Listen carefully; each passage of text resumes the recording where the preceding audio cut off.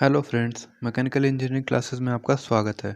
तो आज हम पढ़ेंगे अप्लाइड मैकेनिक्स से रिलेटेड टॉपिक्स।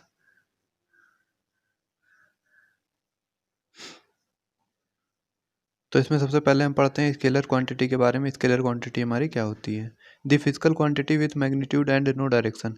तो हमारी ऐसी फिजिकल क्वांटिटी जिसमें क्या होता है, सिर्फ मैग्नीट्यूड पाया जाता है, उसमें कोई डायरेक्शन नहीं होती। ऐसी क्वांटिटी को हम क्या कहते हैं? Scalar quantity. तो ऐसी क्वांटिटी कौन कौन सी हो सकती है जिसमें हमें क्या सिर्फ मैग्नीट्यूड की आवश्यकता होती है, डायरेक्शन की नहीं? तो जैसे कि हमारा टाइम हो गया, तो टाइम हमें सिर्फ मैग्नीट्यूड बताना पड़ता है कि इतना सेकंड या इतना आवर या इतना मिनट। उसमें हमें डायरेक्शन की ज़रूरत नहीं पड़ती कि हमें डायरेक्शन भी मेंशन करना पड़े। तो ये हमारी क्या हो गई? स्केलर क्वांटिटी हो गई। तो जैसे कि इसमें एग्जांपल दिया हुआ है, mass, speed, distance, time, area, volume, density and temperature. तो हमारी ऐसी क्वांटिटी जिसको मेज़र करने के लिए केवल मैग्नीट्यूड और उसके यूनिट की आवश्यकता हो, उसे हम क्या कहते हैं? Scalar quantity. उसमें हमें क्या होता है? डायरेक्शन की ज़रूरत नहीं होती। ऐसी क्वांटिटी को हम कहते हैं स्केलर क्वांटिटी। तो आइए अब फिजिकल क्वांटिटी का सेकंड टाइप देखते हैं, क्या होता है हमारा? Vector quantity. तो वेक्टर क्वांटिटी क्या होता है? The physical quantity that has both magnitude and direction. तो हमारे वेक्टर क्वांटिटी क्या होता है? वेक्टर क्वांटिटी वो क्वांटिटी होता है जिसमें हमें क्या होता है? मैग्नीट्यूड एंड डायरेक्शन दोनों की आवश्यकता होती है। तो ऐसी फिजिकल क्वांटिटी हमारी कौन सी हो जाएगी? जैसे आप मान लीजिए फोर्स।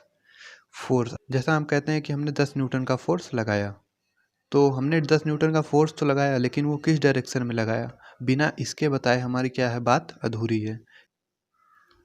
तो ये क्वांटिटीज़ हमारी क्या होती हैं? वेक्टर क्वांटिटीज़, जिनको मेजर करने के लिए क्या होता है? मैग्नीट्यूड एंड डायरेक्शन दोनों की आवश्यकता होती है।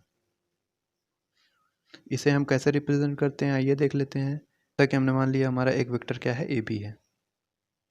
ए बी हमने वेक्टर मान लिया, तो हम क्या करते हैं? ए बी ऐसे, ये हमारा क्या हो गया? वेक्टर हो गया।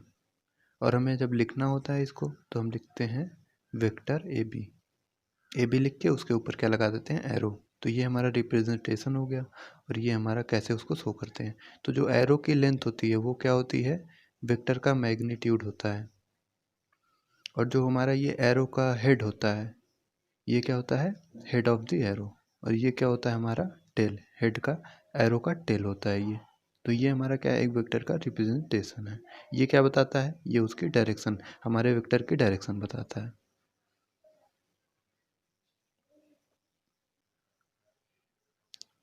तो अब हम पढ़ेंगे टाइप्स ऑफ वेक्टर क्वांटिटीज़ के बारे में। वेक्टर क्वांटिटीज़ हमारी कितने प्रकार की होती हैं? तो जैसा कि आपको दिया हुआ है, हमारे वेक्टर क्वांटिटीज़ कितने प्रकार की होती हैं? ये 10 टाइप्स की हमारी वेक्टर क्वांटिटीज़ होती हैं। Zero vector, unit vector, position vector, coinitial vector, like and unlike vector, coplanar vector, collinear vector, equal vector, displacement vector and negative of a vector. तो ये हमारे क्या होते हैं? वेक्टर क्या होते हैं? 10 टाइप्स के होते हैं। आइए अब हम एक एक के बारे में पढ़ते हैं कि हमारे कौन कौन से वेक्टर में क्या क्या होता है।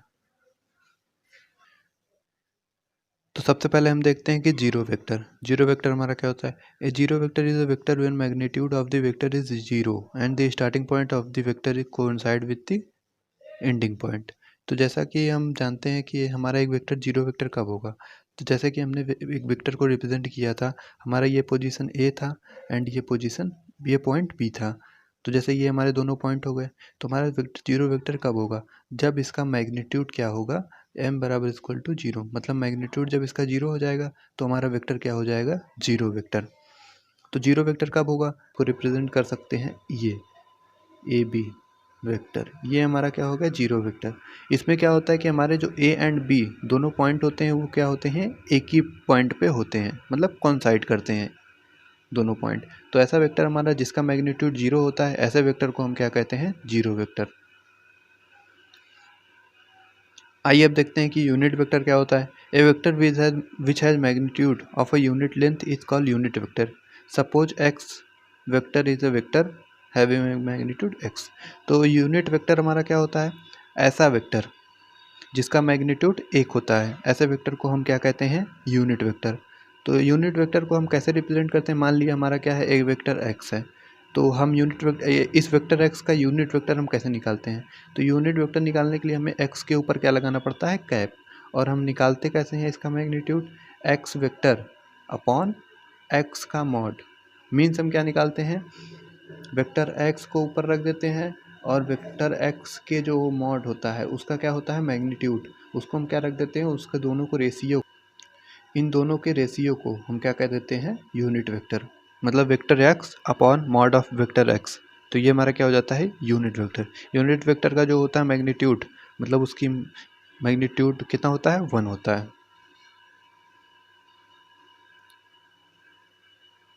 तो आइए अब हम नेक्स्ट वेक्टर के बारे में डिस्कस करते हैं, पोजीशन वेक्टर।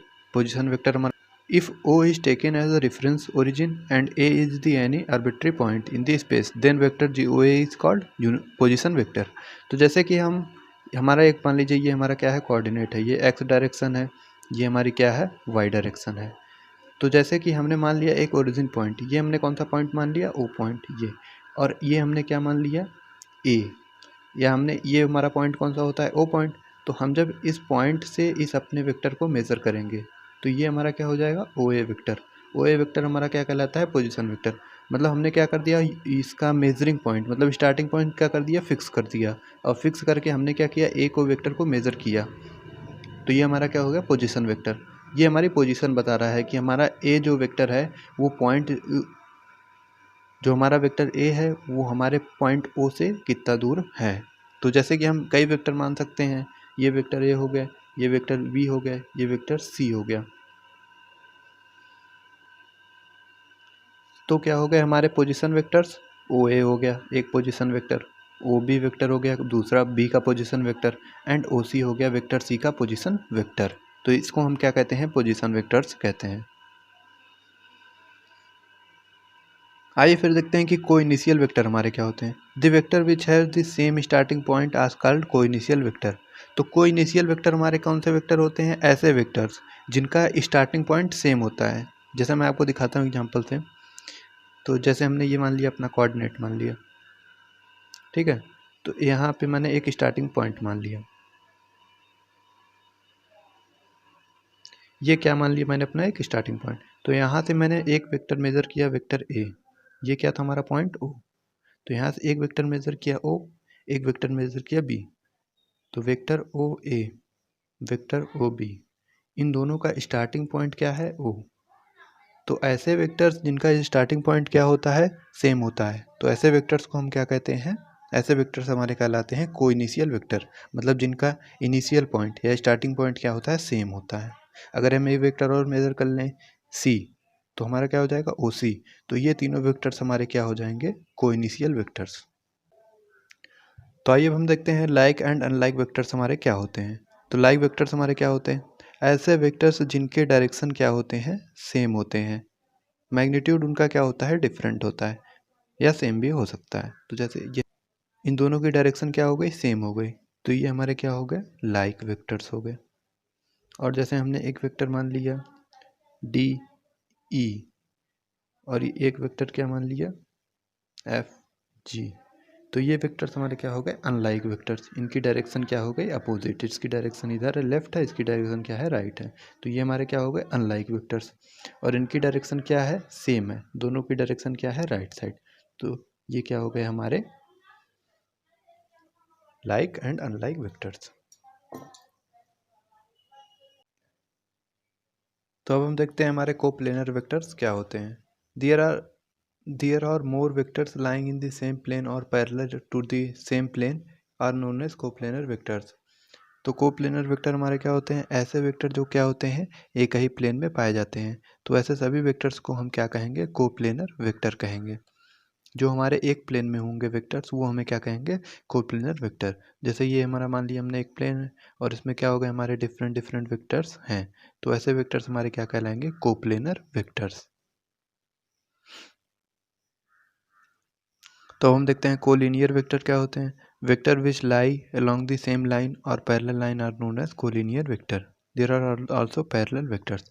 तो ऐसे वेक्टर जो हमारे क्या होते हैं एक दूसरे के पैरेलल होते हैं, या हमने एक लाइन मान लिया मतलब ये लाइन मान लिया तो इसके पैरेलल होंगे, तो वो क्या हमारे कहलाते हैं, ये हमारे पैरेलल वेक्टर्स भी कहलाते हैं। तो ऐसे वेक्टर्स जो एक दूसरे के क्या होते हैं पैरेलल होते हैं वो क्या कहलाते हैं पैरेलल वेक्टर्स या कोलिनियर वेक्टर्स।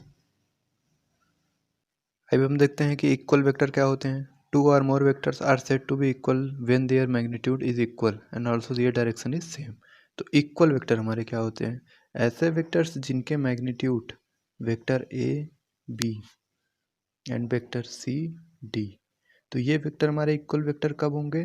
जब तो इनकी डायरेक्शन क्या होगी? सेम होगी, एंड इनके मैग्नीट्यूड भी क्या होंगे? सेम होंगे। मैग्नीट्यूड डिफरेंट नहीं होने चाहिए।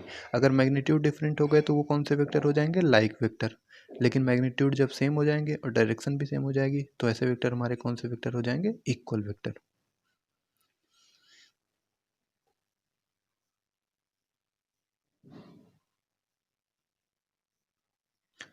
तो हम देखते हैं हमारे डिस्प्लेसमेंट वेक्टर क्या होते हैं। ऐसे वेक्टर्स जैसे कि हमने लेट एक पॉइंट क्या मान लिया? बी मान लिया, ठीक है। तो वो पहले किस पॉइंट पे था? ए पॉइंट पे था। इनिशियली किस पॉइंट पे था? ए पॉइंट पे। फिर वो क्या किया बी पॉइंट यहाँ आ गया हमारा। तो ये पॉइंट हमारा ये जो डायरेक्शन होगा और ये जो मैग्नीट्यूड, ये वेक्टर हम जो रिप्रेजेंट करेंगे वेक्टर ए बी, ये हमारा क्या होगा? Displacement vector. मतलब जो हमारा पॉइंट बी था वो कितना डिस्प्लेस हुआ। पहले तो वो इनिशियली किस पॉइंट पे था? ए पॉइंट पे। फिर वो किस पॉइंट पे आ गया? बी पॉइंट पे।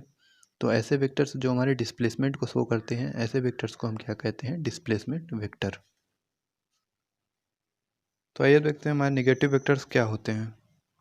तो निगेटिव वेक्टर्स क्या होते हैं? ऐसे वेक्टर जिनकी मैग्नीट्यूड क्या हो? सेम हो, लेकिन डायरेक्शन क्या हो? अपोजिट हो। जैसे हमारा क्या हो गया? ये वेक्टर क्या हो गया? बी। बी वेक्टर हमारा ये हो गया, और ये क्या हो गया हमारा वेक्टर? सी। इसका मैग्नीट्यूड क्या है? इन दोनों का मैग्नीट्यूड इक्वल है, लेकिन डायरेक्शन क्या है? डायरेक्शन अपोजिट है। तो बी हमारा क्या हो जाएगा? B equal to minus C vectors. ये हमारे क्या हो जाएंगे? Negative of a vector. तो निगेटिव क्या होता है? निगेटिव मीन्स मैग्नीट्यूड तो सेम रहे लेकिन डायरेक्शन क्या हो जाए? सेम अपोजिट हो जाए। तो ऐसे वेक्टर्स को हम क्या कहेंगे? ये एक दूसरे के अपोजिट वेक्टर है। ऐसे वेक्टर्स को हम क्या कहेंगे? निगेटिव वेक्टर्स, जिनकी मैग्नीट्यूड सेम हो एंड डायरेक्शन सेम अपोजिट हो।